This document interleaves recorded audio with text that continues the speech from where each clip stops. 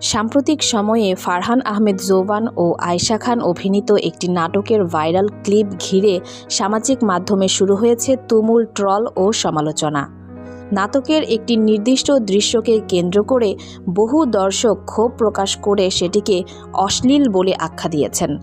অনেকের দাবি, বাংলা নাটক ধীরে ধীরে তার পারিবারিক বিনোদনের জায়গা হারাচ্ছে এবং জনপ্রিয়তার জন্য নির্মাতারা অতিরিক্ত সাহসী কন্টেন্টের দিকে ঝুঁকছেন।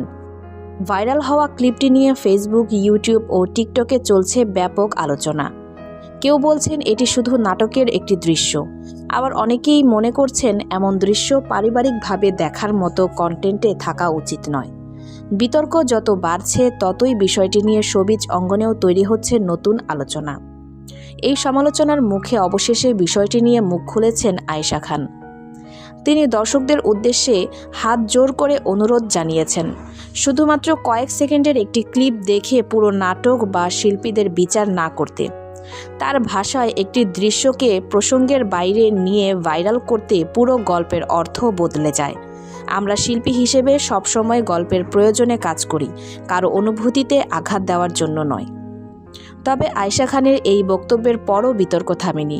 নেটিজেনদের একাংশ তার বক্তব্যকে সমর্থন জানালেও অন্য অংশের দাবি, গল্পের প্রয়োজন দেখিয়ে সবকিছু গ্রহণযোগ্য হয়ে যায় না।